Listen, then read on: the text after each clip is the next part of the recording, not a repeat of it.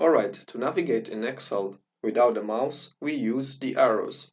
Down arrow, down arrow, down arrow, right arrow, up arrow, left arrow. But this is valid when you're not typing. When I am typing, because my hands are both focused on the letters, I am using Enter and Tab to navigate.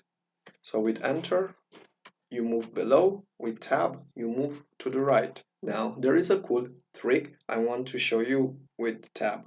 So if we start pressing Tab from column A, for example, and then here, if you hit Enter, will you go to D6?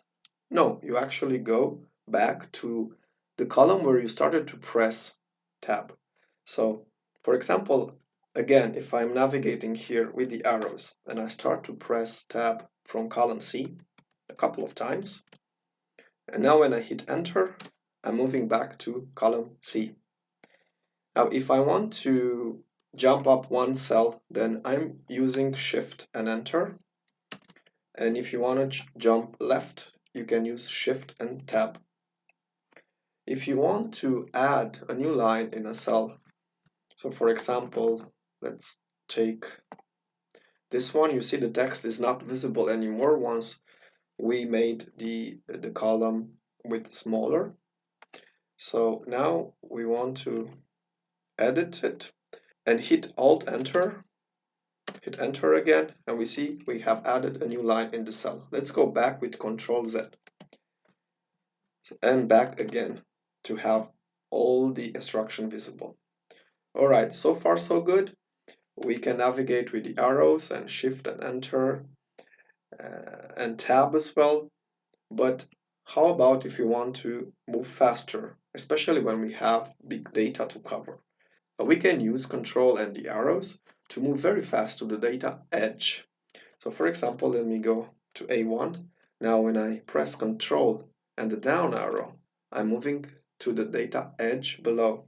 Again, I'm jumping to the data edge. First cell and the last cell. So let's experiment some more. If I go up, Control and the up arrow, jumping back, you see I'm skipping all the blanks and I'm navigating to the data edge again.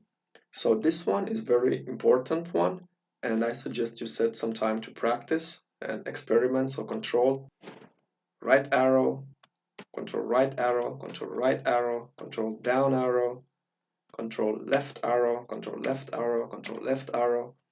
Experiment in all the directions and you want to master this one. All right, in order to jump to column A, being in the same row, so let's assume, for example, that we want to jump from C to A9 in the same row. Basically, we press Home and we are there.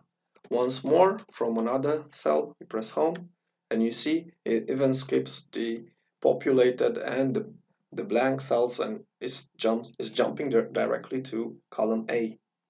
Now, if you want to jump to the last cell in any direction, and this is again something that we did with Control and arrows, you have the same option with End, and you hit End on your keyboard, and you see that the End mode is activated now on your status bar. And now, when you hit the up arrow, you jump to the data edge. So once again, we hit Enter, we activate the End mode. With the down arrow, we jump to A12. Similarly, what we do with Control, up arrow, Control, down arrow. If we want to now jump to A1, we can use Control and Home.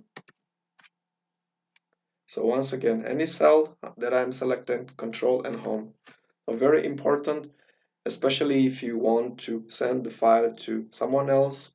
This is a fast way to position every tab in A1 so that they don't need to scroll to see the data. Now, if you want to jump to the last cell in the used range, you can use Control and End. So Control Home, I'm going to A1, Control and End.